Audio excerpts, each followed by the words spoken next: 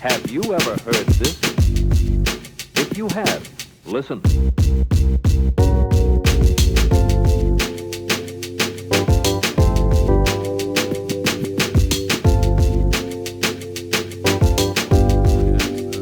Yeah, I was like, I don't remember putting that Shout in out there. Uptown Comedy Club, San Antonio. Oh, yeah. No, comedian Alden Schaub here. Thanks for coming, bro. Welcome to the Cody KaiCast. Oh, yeah. Thanks for having me. Yeah. Pretty fun. Dude, Alden, you haven't seen Alden's comedy. Well, I have now. I went through and watched a bunch of your stuff, watched your Kill Tony set. Dude, like, you're fucking solid. I really like your delivery. Very Oh, thanks. like on it, you know, like you're not playing, like it's very straight, which I like, you know. I like, especially with your style of humor where it's very like quippy in a way. Oh, thanks. Yeah. Yeah. Yeah. He has some great bits about his big fat cock. Yeah. Well, what's funny about that clip from Kill Tony is I went out and did a show in Ohio, and this was like a year after that. And I was doing the big fat cock jokes, and people had seen it from the show, but they didn't recognize me or any of my material. But once I started doing that, they're like, "Oh, I've seen that on Kill Tony." You're that guy. Yeah, so you talked about your big fat cock on Kill Tony? Yeah, that was my Yeah, minute. that was your. Oh. Yeah, that was the whole set. Of course it was. Yeah, I just did 6 of them in a row. Yeah. and it killed. Yeah. Dude. Open mics though, like at Lucky Duck, dude, he'll go like, he'll just go for like 5 minutes just because you're just like running him off and like, yeah, it's fucking great. My It's big fucking fat great. cock. Well, sometimes I'll do it as a closer, and then I'll show them the joke book. So I made it into a joke book, so then the people will be like, "Oh man, I gotta have one of those." And you actually sell those as merch? Yeah, not available in stores, I say, and you know, so far I sold $150. No shit. Just to people coming to. What do you shows. like? How much do you sell? Like $20? 10. Sometimes if it's a more high class crowd, I'll go for 20. You know, Yeah. usually 10. Yeah. Do you have the punchlines pre-filled to be big fat cock? You know, they just Well, build that's to just it? it's just big fat cock jokes, right? Oh It's just yeah, big fat cock it's guy. always there's the setup is usually like a saying of some kind, and then there's the big fat cock at the end, and then in the middle is a AI image of the joke, basically. Oh, so it's not like a blank joke book. It's like action. Oh shit! I thought you were just It kind of looks like a comic book. okay. Yeah, and so then it's got my face on the front, and then each one has got an image that was. I used Hot Pot AI to make them. Oh, sick. Yeah. It's pretty neat. Free promo for Hotbot. Yeah, right. I'm sure they're like, "Oh yeah, you're supposed to be giving us the copyright for that." I'm like, "Oh no, I'm using it for non-business purposes." If you need a variety of images, but only regarding big fat cocks, they're the go-to. It sounds like. Well, and there's no penises in the whole thing. They wouldn't draw them at the time when I was Wow. making it. So yeah, it was all just like just images. Yeah. Like roosters? Well, I've got one that says the devil you know is better than the devil with a big fat cock, right? And then so then there's just a picture of a kind of an erotic devil. And that's kind of the photo that goes with it. Yeah. Dude.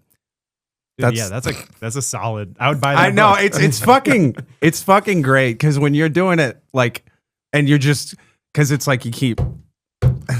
Well, and it's funny. I used to do them at Indian Roller all the time, so I got 100 or so that I've written, and I can usually do about 30 in a shot if I need to. Yeah. So the first 3 or 4 people laugh.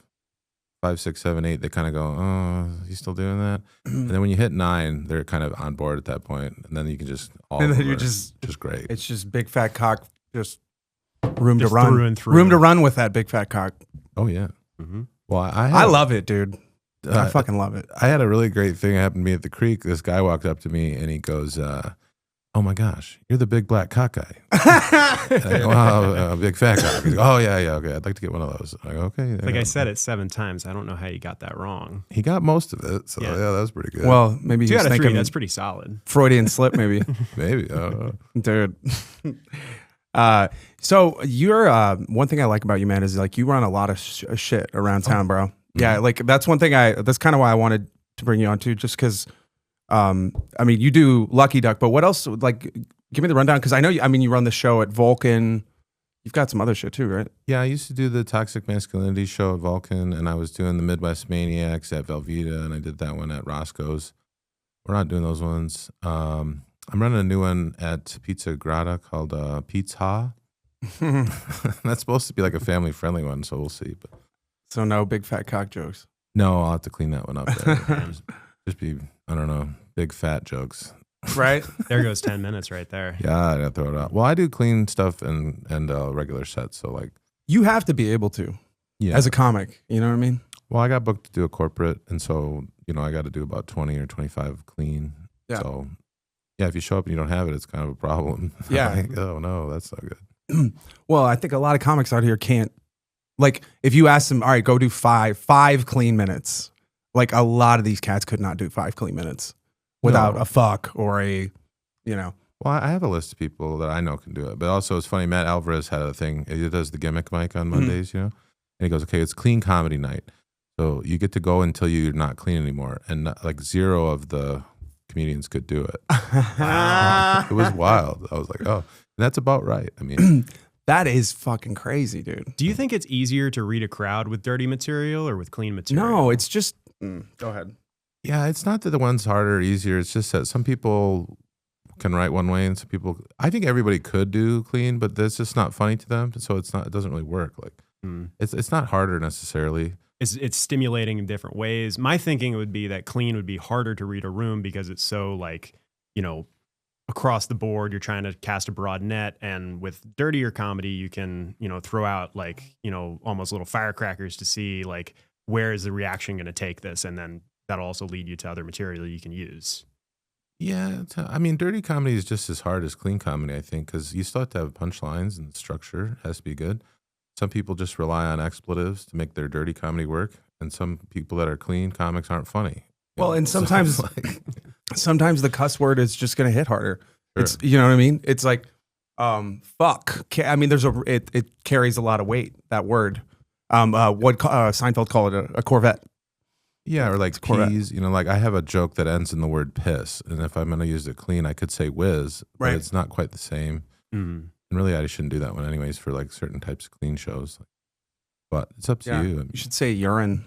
good, but Keep it very sterile. There are times where you can see a set and like the words you can pick out is like, oh, they switched it out. It was supposed to be something, harder hitting, or like there was another word that was supposed to be used there. And, Oh, that's the worst. Like, well, when people tell me they're like, I can do 10 minutes of clean, and I go, well, are you cleaning up your stuff, or do you have separate clean material? And oftentimes they don't. So then they're going and doing their regular material, and when they're going to get to the thing, they kind of stumble. And you can see that that's where they would normally do something explicit. So it doesn't really, I don't know. I always tell people, just keep them separate if you can. And that's easy. Because if you have a piece of material that you can keep clean, then do that. And if it's naturally a dirty one, just have it be that. And that way, when you do the sets, you're not stumbling or fumbling around or being like, oh no, I'm not supposed to say butthole today. And like, oh shoot, okay, anus. You're like, oh, that's not good, dude. Yeah, dude. It's just I like with cursing, like it can definitely be something that helps you gain like it's like steroids, right? So yeah, so I would say that when you can write clean and be funny, when you can be like a Bargatze or a who else is fucking Regan. Big You know what I Gavigan. mean? Like, and also notice none of those guys like adhere to like I'm a clean comic. You know, And I don't think. Well, I think Dane Lyon's probably one of the best in town for the clean stuff. He can do like a church. He's done a squeaky squeaky. I've done church gigs, bro. Yeah, well, there you go. Yeah. Now I know 2 people. I did a Baptist church one time. That was fun. Dude, I mean, I actually told some of my religious jokes, like, and there's because I can like do the joke. I think you probably heard I do it Lucky Duck sometimes, like the one about Jesus quitting his job. Just like it's that's a funny joke, and even if you're a Christian listening to that, because it's like they know I'm being. It's it's obviously taking it a step to like, but it's taking a real thing and obviously giving it a little bit of artistic liberty, but. They'll get on board with that, even though from where I'm sitting, it's like total satire. Like I'm not even saying Jesus is a guy that really existed, maybe, but yeah. So, but it still works. Yeah. The thing with that too is like with a religious audience and you're joking about religion, you're going to hit on something that relates to them more. Like they're familiar with it. Right. It's not a crowd of atheists where they're like, yeah, religion is a thing that exists in the world. Heathens. Yeah, I was doing a show and I said, what is it? Jesus said it's better to give than to receive the big fat cock. And this guy had a big cross on his shirt, and I could just see him going. I was like, okay, I got to get off that topic. Yeah, he was. Like, He's okay, like, those ones, they don't You do that at the mesh. church gig? No, No, okay, no. God. I was like, yeah. That'd be brave. Yeah. I'm like, guys, I'm probably not going to get paid or invited back, but hey, I got a really good one. Dude. Let me test this one out on you guys. Yeah. Well, yeah. I was actively involved in my church too. Like, that's why I like, That's risky. bro. I mean, but like up through a certain point, like after I was doing stand up, I had already gotten, and in fact, I had like a lot of like, you know, that doing jokes because you're feeling bitter about your upbringing and that youthful, you know, you're that age where, you know, that rage against the machine shit. And then you're like Angry at everything. And yeah, well, just Not like at fuck all. the man. And I like, what is it? Rumi. Yesterday I was clever, so I was trying to change the world. Today I'm wise, so I'm changing myself. Oh, that is very wise. Yeah. So adaptability is the key to survivability. exactly. Well, and it's also just you learn, like, cause I started out comedy. I was like, I was a little Bill Hicks wannabe, you know, I'm just trying to get out there and do stuff that I have no business trying to, like, cause I'm like, I need to learn how to just tell a joke and be funny consistently before I start trying to talk about fucking, you know, war. And it's like, but that was the thing that drove me into comedy was like, you know, to me, but everybody's different too. So I don't know. Like, what would you say got you into stand up, dude? Oh, I don't know. I was always funny. I started reading Mad magazines when I was pretty young. You know, and then I was watching Mad TV, and I don't know, I was always just funny. When did you start like writing jokes? Geez, I don't know. I started, I didn't do comedy till maybe like 6 years ago. Wow. Started doing stand-up. Like, well, I was like, am I going to go back to school or what am I going to do? You know, and I started going, oh, you know, this comedy thing is pretty, because I was doing trivia at that time. So I was like, well, this is like, I like this. Yeah. This is good. In front of crowds, you know, you're familiar there. One thing too that I heard you did that I haven't heard a lot of comedians do is read autobiographies of other comedians who have had success to sort of prepare yourself of like, this is what I'm getting into. Yeah, I think a lot of people fall into it for a million reasons and they don't really know what they're getting into. Yeah, so I thought, because I had done some radio like for the community college, and I had done, like I was the president of my investing club, and I was doing the trivia, and I was like, well, I like the live. Live is what. So I was like, do I want to improv, blah, blah, blah. And then I thought, okay, stand-up seems pretty interesting. But then, yeah, what are you doing? What does this look like? So yeah, I read about 10 biographies, and it was all the same. You're a 10-year overnight success, and you're doing it in obscurity for pretty much all the time, and you're poor pretty much the whole time. How does all that sound? And I was like, oh, that sounds not like much different than what I'm doing. So let's do that. Like, all right. Yeah, well, and there's people that are doing it and they're just coming out and showing up and drinking and fucking around and doing the same 5 minutes every fucking night at every open mic they go to. And then there's guys that are like going out every night and working their shit, and they may drink a little bit or whatever, but they're in it to try to like get better. Sure. And it's like, if your mentalities get better and you stick to it and you keep going, yeah, you'll improve. But if like people like get into it and they like, it's whatever the reasons are, because to me, it's like, what are you doing it for? Like, if I'm asking you to listen, we're asking people to listen to us right fucking now as we're doing this. So you need to be saying something like worth hearing and being like taking advantage of that time you're up on stage. And I think a lot of people just fuck around, or they don't write. They like, it's the fluff, you know? Like when you're writing, like, especially, it's rare, I think, for like younger like people starting out to like really come in and write well. I think it takes like time to like learn how to do that, like to like construct a joke. And there's you'll put a lot of fluff on shit. And I hear a lot of fluff, you know, and it's like, you gotta like, but there are the rare people too, where they show up and they're like immediately, like Raul Sanchez. You know Raul Sanchez? I always talk about him because I remember like starting out with him, dude.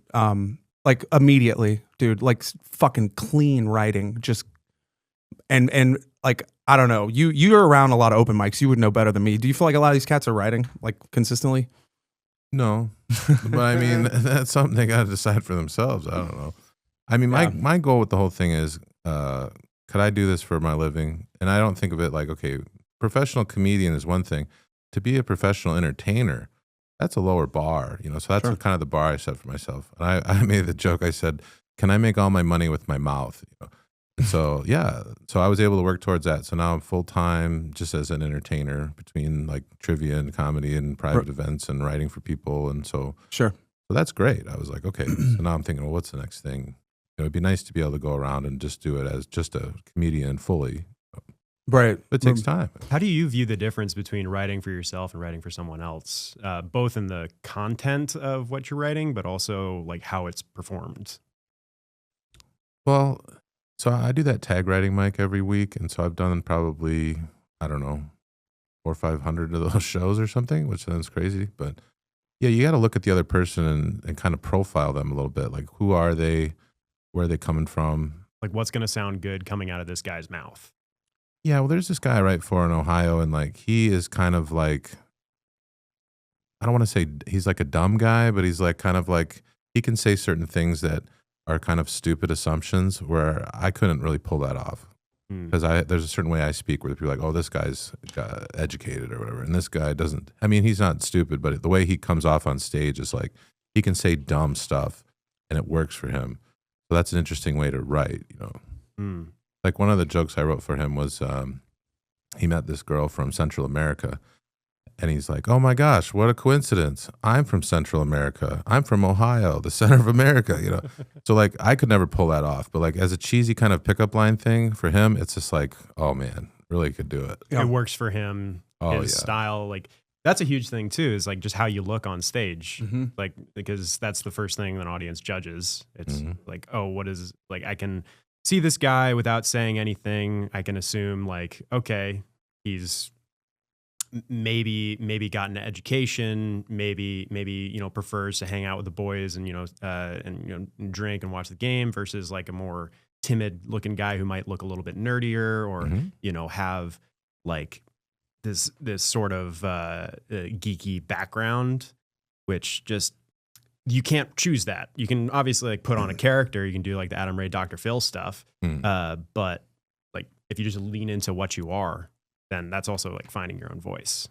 Right. That's what you're trying to do. Well, it helps me too, because I think, okay, I'm writing this joke and it works for this person. It wouldn't work for me. Then what is the thing that works for me? And then that helps me define my voice more. And some people's funny isn't jokes as much as persona. Oh yeah. You know, John Stringer. You know John Stringer?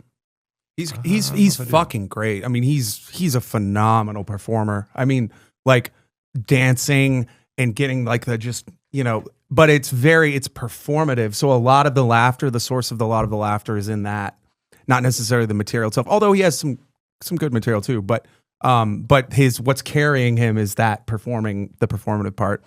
Whereas other cats are like straight up all jokes. It's like all in the jokes. So it depends on the comic, you know, for sure. Yeah.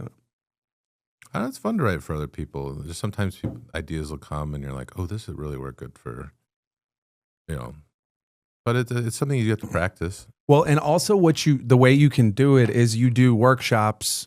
So whenever people go up, like if we're working a joke for you, we're helping you. So we're working that muscle of doing. And also, I don't know about you, but like I'll see comics, and if I like them and I'm into their set, and then I hear something and I'm like, oh, I bet that would have been funny if they did this here. I might go, if I respect them, I might go throw it out and be like, hey, I think it would have been funny if you. And sometimes comics will be like kind of indifferent, but sometimes they'll be like, oh, dude, yeah, fuck yeah, and you're like, cool. So like you just give people things you catch, because it's. Well, when I'm doing the Lucky Duck, I'll sit there and I'm trying to tag up the guy's joke, you know. And this one I'm really proud of. This guy, he's from England, you know. And he's up there. He's like, yeah, I'm from England. And when I'm in Texas, everybody just calls me gay because of my accent, you know. I'm like, okay, that's pretty good. So I'm writing it down. And I go, oh, Matt, yeah, it's hard to tell if people are British, if they're from the England or the you gay. And I was like, oh, that's so good. Dude. I mean, yeah, but workshopping is fun because it does get you in that mindset of, you're not just writing for yourself, you know, you're thinking of things for other people, but funny is just funny. So you're finding the funny. And I think it is the lens, you know, same thing with a great photographer, you know, it's like, it's how do they frame it? Like where are they, you know, and that's the thing with the joke. It's like, how are you framing? Because people will talk about a thing, you know, ad nauseum, but some people will be really funny about it because their frame of it Yeah. Yeah. Well, I think roast jokes too are easier to write if you're writing for others because then you're thinking about who they are. Yeah. But in a different way. Mm. So I like doing those roasts, and it's funny because you're profiling them essentially. What are their flaws or what sticks out about them? Same thing with writing an actual. Piece Somebody of hit me material. up for fucking. I gave him a fucking joke for a Nice. roast. Was it good? It was good. Oh, nice. Yeah, it was fucking scumbag that stole something from me Oh, in perfect. Dallas comedy scene. Yeah, he's a fucking scumbag. I'm not even gonna say his name. Oh, there you go. Some guy. He doesn't deserve it, roasted but he some knows guy. exactly who the fuck he is, bitch. Yeah. So somebody was battling him in a roast, and I gave that guy some jokes to fucking give to. Yeah. Wait, the guy that was being roasted, or The guy was in a roast battle with a guy that's a fucking scumbag okay, that I used to be friends with. Okay, I thought you were. So saying, I had like yeah. some shit on it. I gave this guy. Oh, you had a little dirt. I did. It's like, hey, you want to bring this up in front of a crowd? I Boom. did. And it's like, you can, that's free, dude. I'm not even charging you. Like, have that one, dude. Like my payment is the uncomfortableness in that room after. Oh, dude. Yeah. No, but Well, too, when you talk about writing, some people don't have any kind of writing background at all. If they've never gone to school or if they didn't really do any writing kind of classes. So, like, you tell them to write, that doesn't mean the same thing to somebody who's actually done writing. When I hear go out and write, I hear just go out and come up with ideas. Sure. Yeah, just put pen to paper and just rattle things off. But there's no like technique, I guess, in my mind of full background. I'm not a comedian, but a really big comedy fan. I come from like the more music background. So yeah, there's like the mechanism of writing a joke is definitely a little bit blurred for me. we went over this, dude. I told you. Yeah. The 4 elements of a good joke: And it should conflict, Yeah, exaggeration, sure. surprise, and truth. Yeah, I think that's all necessary there. Yeah. Because I think the base, the foundation of any joke is truth, right? And then the scaffolding that you build on it is the exaggeration on top of that truth to create the joke. So you know, and then the surprise is the punchline. It's the misdirect. It's I need you to think I'm going to say something and I say something different. Like I need to lead you somewhere. It's almost like that's why there's a great comedian I had on my old podcast, Alden Schaub. He's like on F is for Family. He's one of the characters. He voices the kid. He's fucking great. I love him. I've worked with him so many times, That's dude. a great show. He's the kid, the annoying ass kid. That's Alden Schaub. He's fucking. Oh, yeah. He's from Boston, dude. He's like been around this fucking for a long time. But he said it's a magic trick. That's what comedy is. It's a magic trick, and it's true because it's a misdirect. It's look over here while I, psychologically come up from behind you and make you, oh shit, like you didn't see that coming because. Yeah, pulling that twist, that misdirect in the magician, language. Yeah, like Bill Hicks. Not all drugs are good. Okay, some of them are great. That's you may laugh, may not, but like you see where I'm going because you think I'm going to say bad. Yeah. So that's the misdirect, right? That's a simple example. Yeah, I wrote one. I said, "Yeah, sorry if I look a bit sweaty, guys. I've been sweating." People are like, that's so stupid. Well, you guys ever watch the Venture Brothers cartoon? I've seen a couple episodes. They described the show as a celebration of failure, and I'm like, oh, me, that's what I'm looking for. I want 2 things. I want failure, personal failure, and I want it to be so boring, the topic, that people wouldn't even think about it. And if I can, that's like kind of my wheelhouse. Oh, I just love that. It's like polishing a turd in a way of like this shit that's like mundane, not interesting at all, and then surprising people with a twist, the punchline. Yeah, well, like a big fat cock. Part of the twist is I'm trying to tell him it's interesting, and then it isn't. So, like, all right, he's going somewhere. Well, what's interesting, what it is it's the resonation that it has, right? So it's taking a thing that's mundane, maybe, but it's a mundane thing that other people also experience, and it's such a mundane thing they don't think about it. Yeah, they just experience it. So when you find that thing, that's a resonation. Like people are going to grab on because they're going to be like, oh, ha ha ha, yeah, been there. They relate to it. Yeah, familiarity, and there's also like there's kind of a safeness in laughing. There's like, oh yeah. Yeah, that's the thing I can do. I never have a problem with being too edgy for people where they're afraid to laugh. My kind of bomb is, this is just so boring. What even is this? That, Just people not getting it and just being like, That's your bomb go-to? well, that's what happens when I'm bombing. They're just like, well, I have this joke about butter. It's like salted butter versus unsalted butter. And it's like super funny to me. And then when I do it, people are like, okay, where's he going with this? And then it turns out nowhere. Oh, it just gets me. Like, this one was for me, guys. This one's for me. Well, I'm going on and on about salted butter, unsalted butter, and all this stuff's going on. They're thinking, these are important details that are coming up. And then I end it with, then I almost assaulted him. And that's the end. And they're like, oh, this whole thing was just a waste.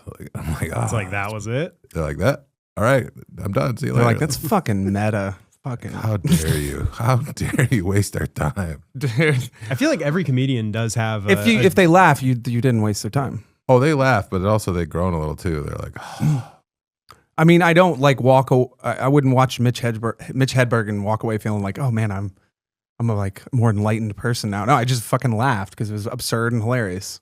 I think every comedian has a joke that they tell just for themselves, though, of just like, this is fun for me to say on stage. Oh yeah. Well, I heard a thing. It was like, who are you? Why are you? And like, why now? So that's one of the things I address a little differently, where I say there is no why to this. I'm not. It's like I'm trying to invert that idea. Like, why are you telling me about eggs? And I'm like, no reason. Like, okay. The only reason is I have a microphone right now.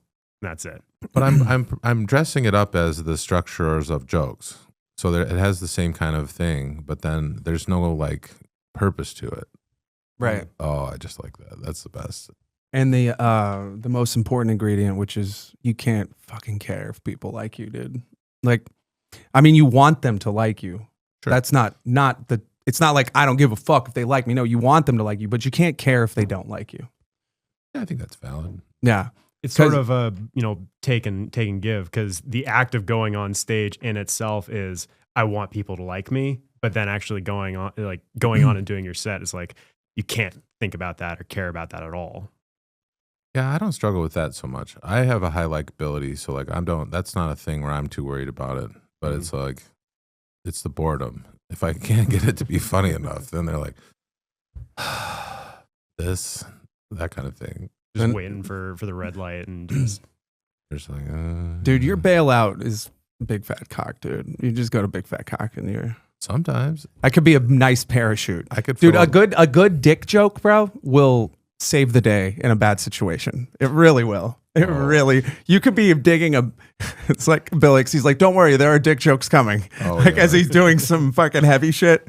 It's like, but you can save shit with like a good dick joke. But it's also, that's the whole thing we were talking about earlier, about it's not clean. It's by its very nature, it's an unclean thing. Yeah, if I'm bombing, I just keep doing the material until I'm done. Yeah. I don't really like have a save or anything.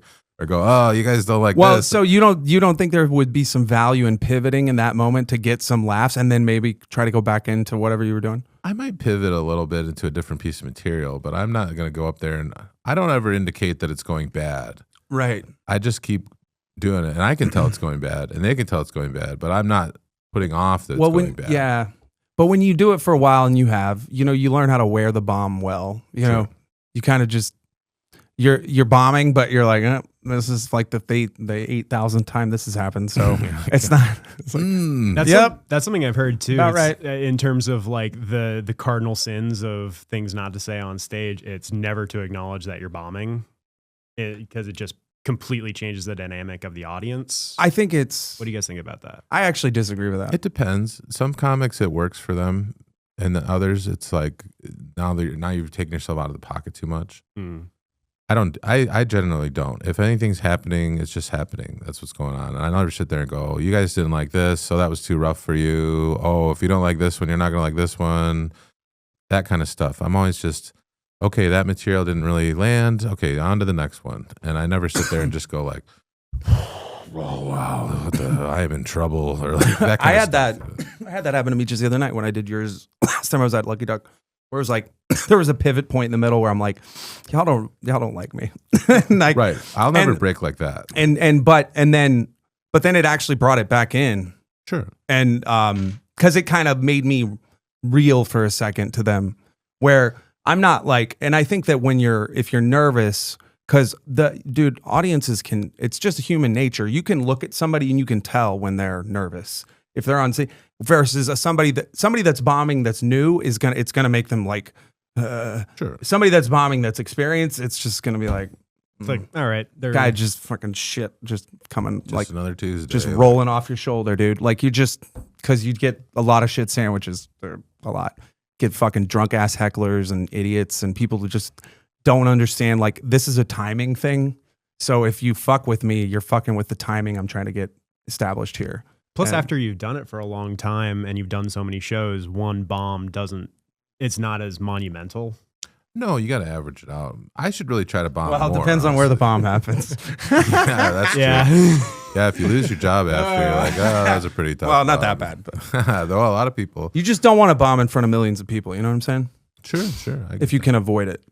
There are good bombs that have helped comedians. Like I was watching that Columbia University with Nimesh Patel when they kicked him off stage after like 20 minutes. Have you seen that? This was back in like 2018, I think. But yeah, like he was, hired at Columbia to do a set and was, doing stand up. Some of it was a little, obviously for a group of like pretty progressive college kids, they're going to, find it offensive. And then the three organizers of the event went up and just fully was like, nope, there's been a change of program. You need to get going. They had a little back and forth and then they cut his mic, which fucking crazy. He was taping it, so he got everything on camera. And now it just blew up. Like he talked about it on JRE. Like he's playing, I think he played Madison Square Garden last year. Like, Really? Yeah. Like, so there's a point where that negative publicity can be just like enough of a highlight on someone that the broader population will be like, yeah, that was bullshit. This guy's funny. Well, if you ever read anything by Artie Lang, Oh yeah. he would say, there was one I read, he was at some Playboy club and in the middle of the set, he like shit his pants. Oh yeah. And he's just like, but he'd never bomb so bad that he'd be like, well, I'm not funny anymore. I mean, it's just sometimes they go good, sometimes they go bad because he was taking a lot of risks. So like naturally he's going to bomb more. Go to the end though. Just I This just is want the to whole see. thing. I just want to see him get kicked off. So Oh, right wait. at the peak there, that's Right. where they come on stage. But I'll give a little background. The main joke that he did that brought all this up was he said, being gay, I know for sure is not a choice because who that is black with that struggle would also choose to be gay. Right. Yeah. Yeah. No, I've heard that joke, Yeah. Funny joke. But they were not having it. dude. You don't give a shit. Are you uncomfortable? No. I could make this worse. I won't. You seem like a nice person. Are you? Thank you so much, Nimesh, for being here. Oh, yeah. Oh, They're going to walk up. Whoa, whoa, whoa, whoa, whoa. dude. She's got some really dominating body language here. Why? Okay, the show's over. I'm so in control right now. Dude. I think. Bro. Oh, the show's You can not pause it. over. I don't want to get a copyright claim. We're fucking dude, that's fucked up. Dude, my first time I ever did stand up, they turned my mic off. Hey, that's pretty good. UTSA. There's a sign. I'm going places. UT Plan B. Mm. That's where I graduated from. But the main thing in that was just like kind of crazy to hear was one of the girls had said to him, you're not entitled to make some of the jokes that you're making. That's funny. Oh yeah, I love that one. One, two, I think, okay, are you the artist or are you the entertainer? And so he decided, okay, tonight I'm the artist. And if they don't like it, that's fine. I don't care. And other times, I always try to lean the other way. I'm like, what do these people want tonight? And some people would say, oh, that's hacky or you're pandering. But it depends. There's a fine line. You don't want to be purely one or the other, I think. But by being a little more the entertainer, it does open up other opportunities for me that are just non-stand-up stuff. Like, Yeah, what was the prelude to that? Was he dealing with hecklers for a minute leading up to that? No, he was just doing some crowd work there. That girl had said something like just really basic of like, oh, what do your parents do for work? And she brought up as like, oh, I'm not in contact with my dad anymore, and like it's really rough. And he got like a sense of like that you heard it. It's like, are you uncomfortable right now? And Yeah. sort of played it off. He didn't want to highlight someone. Yeah. And then they just boom came out. Yeah. Bro, fuck. Dude. You probably still got paid. He probably did still get He paid. did. He says in it, it's like, I'm all right. I got paid already. Yeah, that's one thing. You get paid to appear. That's what I like. Paid up front. Yeah, well, dude, it's just because bro, what happened to colleges were supposed to be like liberal bastions of free speech? Like, what happened to that culture? Like the hippies and shit. Like now, colleges are like hive minds, and like just there is open free thinking isn't encouraged. It's adhere to this set of rules. This is how you have to be dude. People, and I'm sorry, but your generation, because it's like, I'm not saying all of them, obviously, but like a lot of them are just every little microaggression is, oh my God, it's like, dude, just if you don't think it's funny, that's okay. That's okay. You don't think it's funny. That's fine. Patrice, funny jokes and unfunny jokes come from the same birth. And sometimes what's a funny joke to some person is not funny to a different person. Depends on who you ask, I'm doing a high school on Friday at 3 a.m. for a lock-in. Oh, Are you serious? Yeah, so I don't know how it's gonna go, That's fucking because great. again, 16 to 18-year-olds, I'm 40, like, but I also think the younger generation is sort of missing that kind of. I think that it's kind of swinging back the other way where it's not so much. I'll second that, because definitely in terms of the being present in the news and stuff, the sort of snowflakes as they're called, Sure. it's more so the students in power and like student government and small groups of people that are the loudest. For the most part, people my age and younger are like they're chill, like they don't care. In fact, in that case, like multiple students came up and followed Nimesh to a different show and apologized and was like, "Hey man, I don't know what was going on there. We don't we're not attached to them. We're sorry that you had that treatment." Yeah, I think that's great. I mean, man, I hope these kids like this stuff. But again, I'm just going to go up there and either bomb, either whatever, or maybe it'll go great. But then there's going to be parents and teachers in the wings being like, okay, if we may need to intervene here. That's where you need to be careful, because it's not the kids being overly sensitive. It's the parents and faculty wanting to try and regulate what the kids are hearing, rather than just being like, "Yep, it's the world. You should be open to it." Yeah, and the kids would probably prefer the dirtiest material I possibly can come up with. But I've been hired to do the clean stuff, so I'm hoping that it's entertaining enough for them. But it may not be. They may just be like, "No, get out," like, "Yeah, this guy's old, this fat guy," and I'll be like, oh, "You got me." Like, what can I say back to him? Like, yeah. Dude. So guys, my big fat cock. No. Like, let me tell you about my back taxes, kids. They're like, Dude. I'm going to do the joke about my mailbox being broken. I mean, they're going to be really into it. or not. I don't know. Maybe it'll be funny that they don't care about it at all. I mean, but I'm going to go in and have a great time. I mean, dude, I think my first foray into stand-up, like I remember was Dane Cook's Premium Blend. Dane Cook and The Amazing Jonathan. Fucking. Oh, I love The Amazing Jonathan, bro. He's dead, I think. Didn't he die? Dang. Shout out. Dude, I saw him at LOL Nice. like several years ago, bro.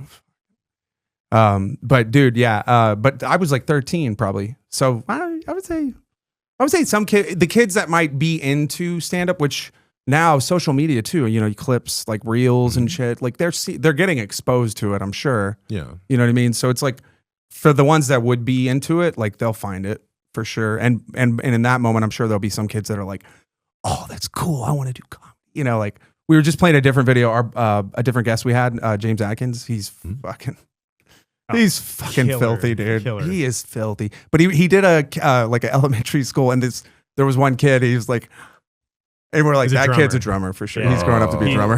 He's a drummer, and he's So maybe you'll ripping it inspire in somebody, front of bro, to be a classroom. stand-up comic. I hope not. I want to be like that guy. But you guys thinking about your future? Here, let me give you a cautionary tale. Me, Alden, I'm here at 3 in the morning. Dude, I'm getting paid and a I'm fucking sandwich. locking. Paid with food. Who eats 32 bags of sandwiches? Yeah, I don't know. But again, it's like that is a way you season yourself to see. Mm-hmm. maybe it'll go really bad and I'll be like, oh man, all right, now I got to write some new stuff. Or maybe it'll go really good and I'll be like, okay, I guess that's what I'm doing now. I'm going around and doing high schools. I don't know. I mean, who knows? Like, How did you even book a high school gig? oh, Shari Visagi, she's done some of my clean shows and she works with Simply Courtney and some of those guys. Yeah. So I did a clean show in Elgin. And then the guy who's booking this was on the show also. And so then again, it's hard to get clean comics. So like my name comes up. And so, yeah, I was like, yeah, I'd be happy to do it. Yep. Especially in Austin with the Kill Tony crowd, where it's like very much leaning into that dirty, like quick 5 minutes of just catch a crowd. Not even a 1 minute. Yeah, absolutely. Oh, five, yeah, Everybody's looking at that and saying, okay, this is what you're supposed to do. That's what comedy is. It's how Uncle Laser gets a fucking. But that is what you're supposed to do on Kill Tony. Absolutely. Yeah. But as far as the world of comedy, it's wide. I mean, there's all kinds of different things that are good. Yeah.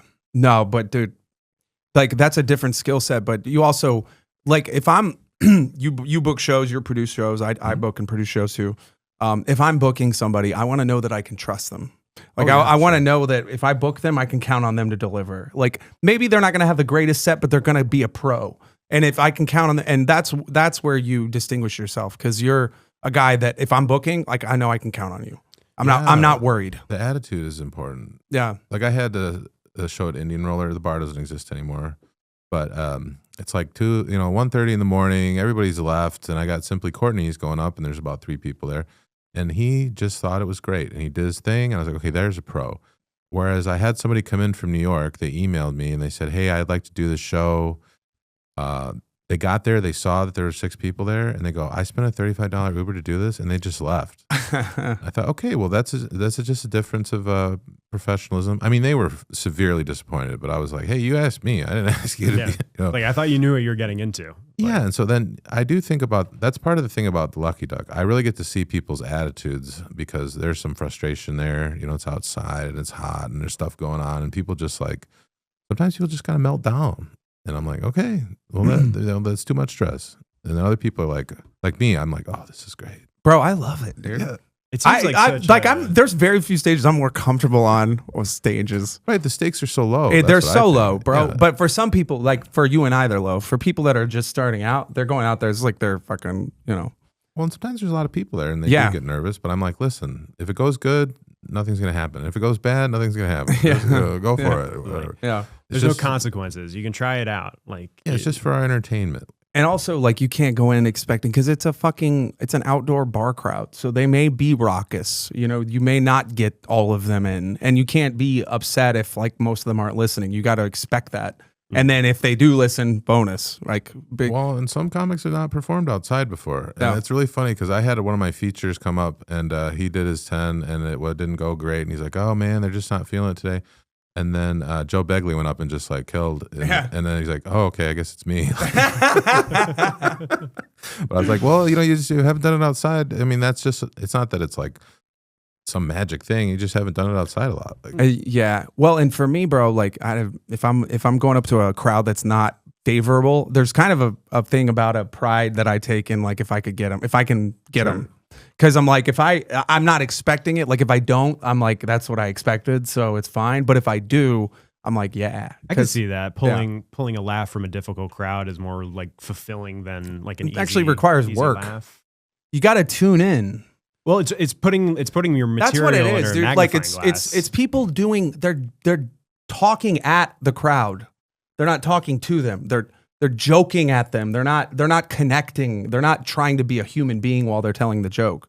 Like, I don't know. That's my take. most of the shows you're on, you have an expectation that people are going to pay attention. Right. I don't require that at the shows I do. I just say, okay, you're here in this bar, and maybe it's not, and then it's up to you as the comic to attract the attention. And a lot of comics are not used to that, so they go, hey, I have the microphone. You have to pay attention to me. Well, it's like, no, we don't. No. We're here to get drunk. We don't care about any of this. Like, so then some people are able to, they've been in that situation enough times where they know what to do, and other people, it's a new experience, and they get frustrated.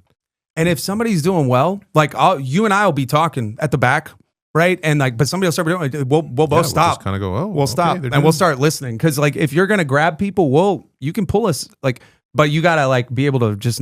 It's like you can't.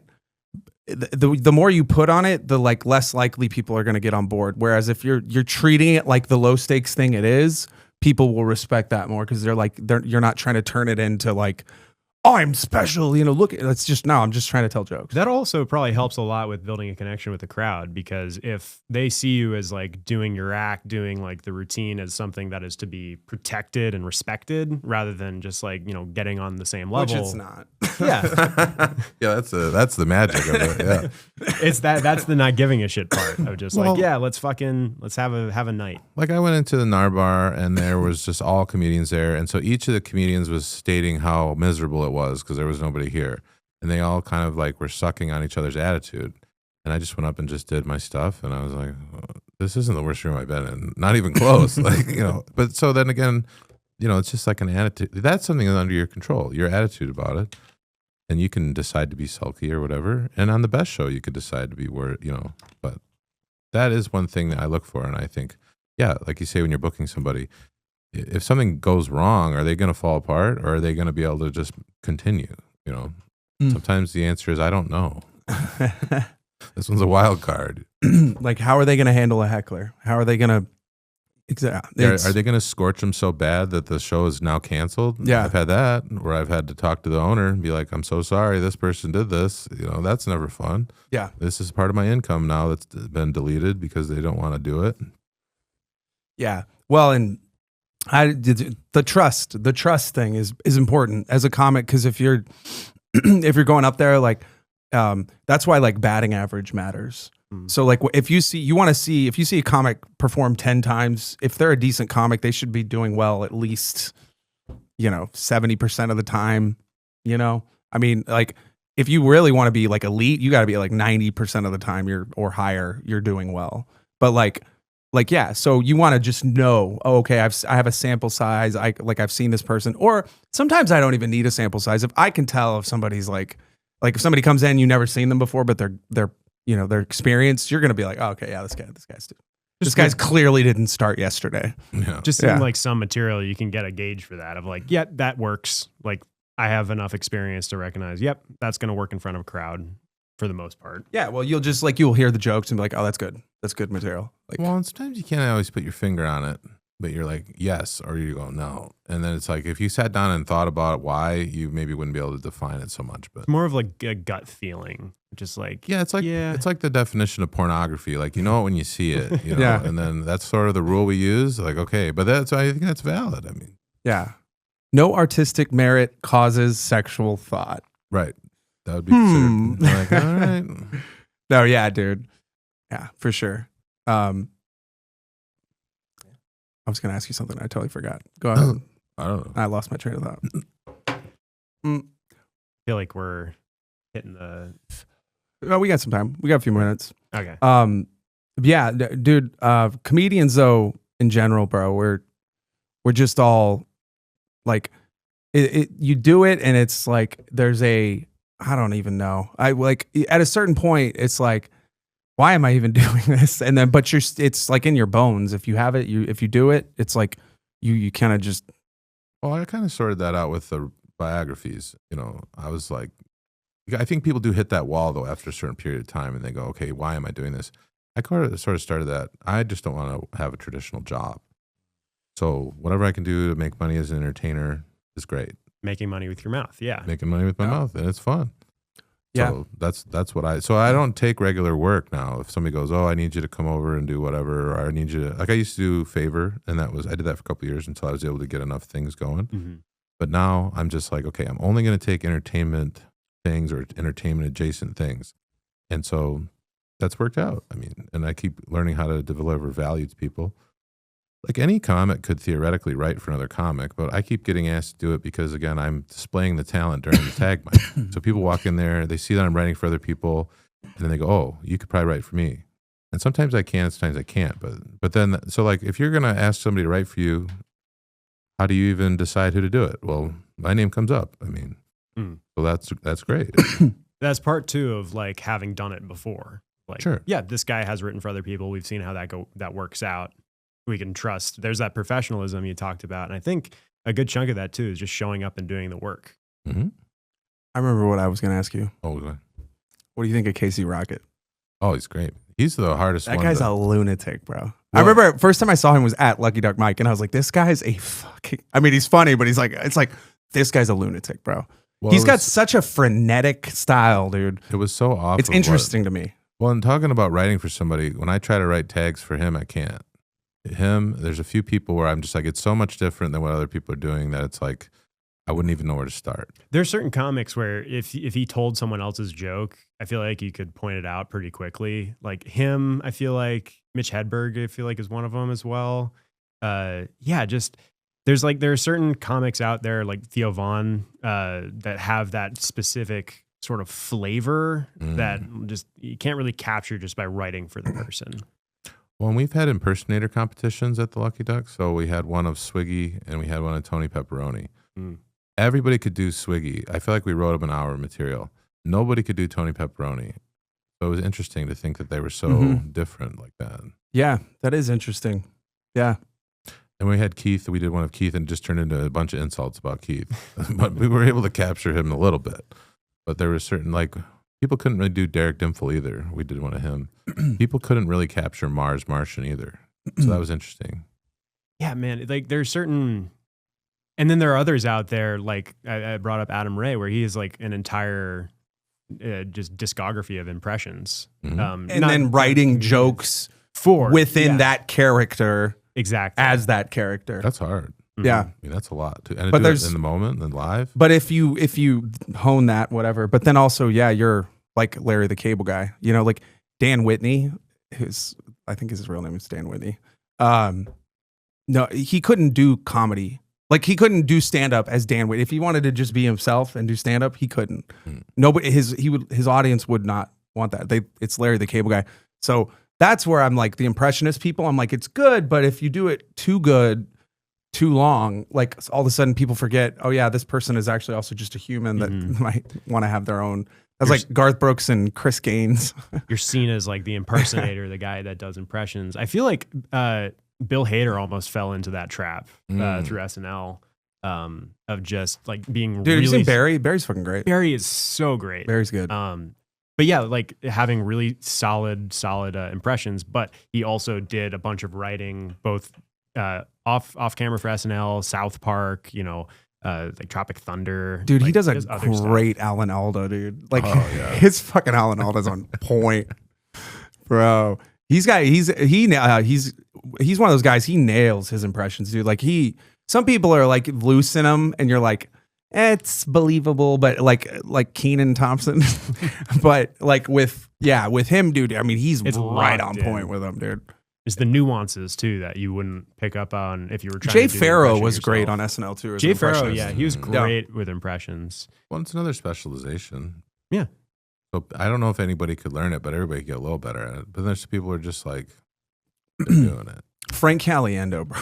Oh, man. Dude, I was talking, Godfrey, not Gilbert Godfrey, Godfrey, the black guy. Phenomenal comedian. I remember he's a great impressionist. And I remember we were at like Whataburger after a show like a decade ago.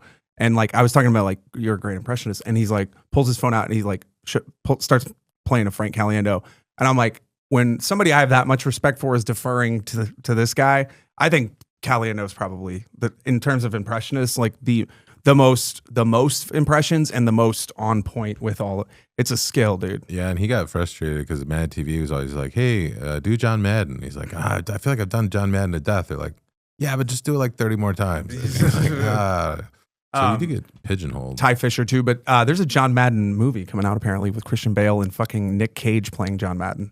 What? I saw a still. I was like, why wouldn't you get Caliendo, bro? That's got to be a spoof. I don't know. That could have been a fan edit or something. I don't think so. I think it's actually coming out, dude. Maybe not, but dude, Caliendo though, like I watched him talking about how to do it, and it's like he's like talking about how you inflect and like with like it's very much in your like vocal, like how you project your voice out, and like there's technique to it that it's like that he uses, and it's like when I heard him describing it, I was like, yeah. But Ty Fisher though too, I was gonna say Ty Fisher. Oh yeah, I've seen him live a few times. Dude, he's great, bro. I saw him at East Austin, the original Did East you? Austin. Dude, I didn't see him until I saw his Old Man Hustle 30-minute set that he did, and with his impressions, and it was like at the height of like all this shit, and he's like, I'm like fucking Common Sense, and it's fucking great. Thank you. It's fucking hilarious.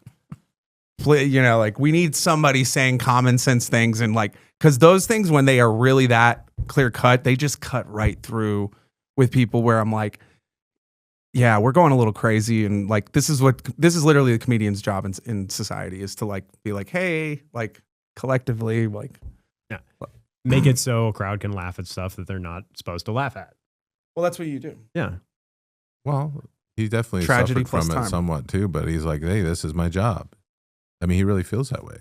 Well, and I have respect for that because he has his crowd. Oh, Like yeah. he has a big crowd. He doesn't need everybody. No, you know what I mean? Well, and you shouldn't appeal to everybody. Yeah, you can't. It's like, and if you did, that would be weird. You'd be the Antichrist. Just be like mush. Yeah, I'm always suspicious of people who have even like 90% of public love, you know? It's just like, what did you do? How does everybody like you? Tom Hanks. Mm. Yeah. There's he's something one- we don't know about Tom Hanks, bro. Well, I don't know. Those lists might come out. Who knows? I don't want it to, Me man. neither. I'm like, Just keep the folder sealed, dude. I don't need to know. that could be released after my Forrest death. Gump is no. Yeah. And I don't, and that's too, like for those people, I don't want to know. I don't want things to happen, but just statistically of like, you're liked that much, like that's probably not like 100% the case. Who knows? You're probably pandering. You're Kevin Hart. You know, like Kevin Hart's whole thing is I don't want to step on anybody's toes, and I'm just trying to like shake as many hands and do like that guy was. I saw him at the Moody, and he's like promoting his tequila. Like he has like tequila stuff on set. I'm like, bro, really? Dude, For a stand-up comedy show, bro? There was Like, come on. I don't know. He's got a lot of mouths to feed now. He's probably got a whole. How many company. kids does he have? Well, I'm just saying he's probably got employees. Oh, well. marketing Yeah. agents. I mean, they're all like, hey, There's a whole Kevin Hart. He's got a whole corporation. crew, yeah. ecosystem. I mean, that's, and I think that's a lot of pressure. I mean, like, think we just have ourselves, you know, maybe a girlfriend or a wife or whatever, but it's like, yeah, he's got to probably, you know, get a lot of people paid at this point. He's I got mean, like a that's whole lot ass of stress. terrarium. Yeah.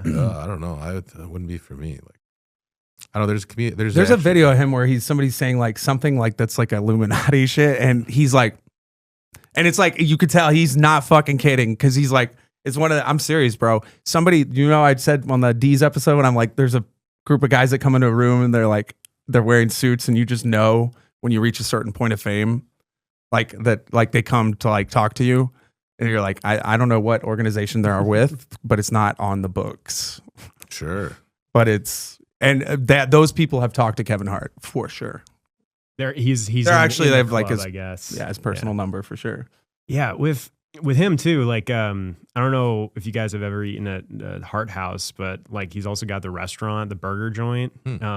There was one like a block away from my campus back in Los Angeles, and it was right next to a Chick-fil-A too. And they're very similar, you know, menus, but Hart's going like for the full, like more healthy fast food option.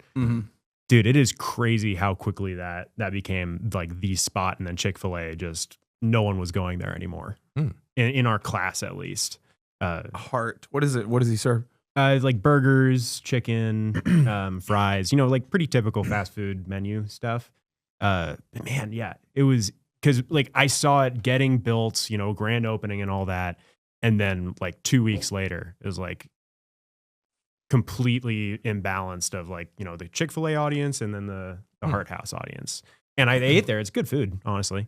But Yeah, it was pretty expensive. I got VIP to his Moody Center thing, which is pretty dope. That's good. Yeah, he didn't come to the green room or to the VIP though. The other comics did, but he didn't.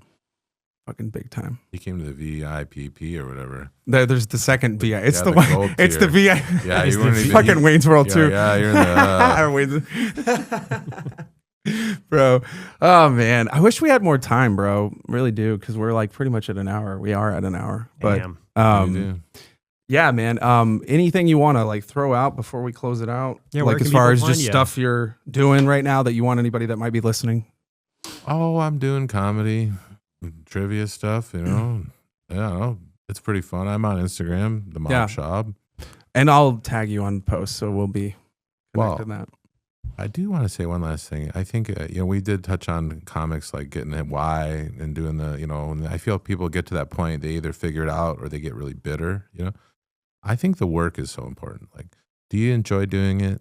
Regardless of the outcome? Like, I got up today and I was like, oh man, I got this thing I got to work on. So I have work to do today, which makes me feel good. I had to write trivia. We were doing the podcast. It's like, I'm going to do a show later. I'm going to do a mic. So I've got things to do. So that to me is, if you can think about that part of it, then I think you'll have more success instead of ruminating about, oh, I wish I was doing X or. And create your own opportunities. If you don't have opportunities, create them, and then more will come. Well, absolutely. You have whatever tools you have, use what you've got, and then more tools will, come to you.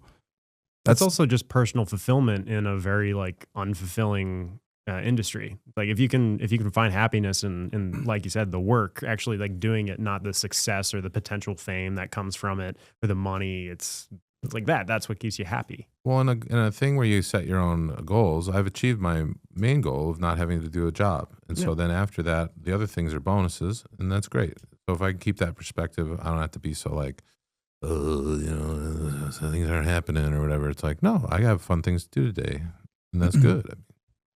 Yeah, comedy is serious work, y'all. Oh yeah, I think about it all day and night. No laughs, no chuckles. No, just I don't even care if they laugh or not. I just got to get that picture on the stage, like, right? It's all about the gram. Wait, fuck that. When I'm in a theater, I'm doing it, bro. Fuck that. Whenever that happens, believe it. Yeah, I just rent the theater. I don't even do a show. I just take a picture up there. Getting ready for the walk up. You're just. I should have done that. I was at ACL Live. I should have done that. Just getting ready. Then I'm like working production wow, crew. Yeah, he's really taking off. Dude. Like, fucking wow, A. all right. Well, hey, you never know, man. People take off, bro. People do take off. Yeah, you never know. It happens all the time. Fuck Pretty cool. Fuck yeah. But then you have to deal with that. Yeah. Like, oh. Yeah. Hopefully they don't turn into a dick. That's a whole other thing. That is. I mean, what can you do? Yeah. Well, hey, man. We're happy to have you. Thanks for coming on, bro. Alden Schaub. Yeah, we'd love to have you back. And yeah, man, we'll see you around for sure. Absolutely. Lucky Duck Wednesdays in Austin. Come out. You'll see me probably, maybe. Yeah, longest mic in duration. Yeah, first mic I went to post COVID, like when the mics returned. Yeah, that was because it was outdoors. One of the most early ones. Oh, right. Yeah, so Oprah. I didn't perform comedy in Austin for 6 fucking months. That was, dude. Yeah, bro, for real. Fucking.